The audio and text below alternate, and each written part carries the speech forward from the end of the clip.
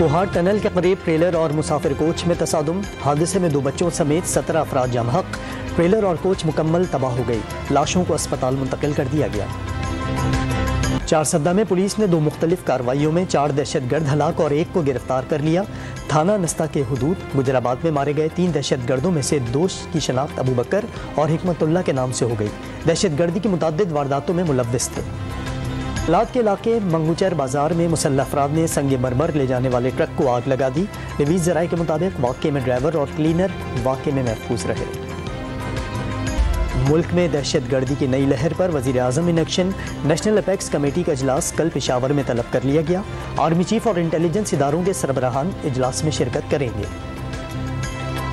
वज़ीर-ए-आज़म की जानिब से ऑल पार्टीज़ कॉन्फ्रेंस में शिरकत की दावत पर PTI का मुशावरत का फैसला।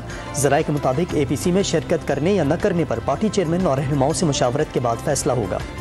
और मुस्तफ़ा कमाल, फारूक सत्तार और नसरीन जलील MQM पाकिस्तान के सीनियर डिप्टी कन्वीनर मुकर्रर। इससे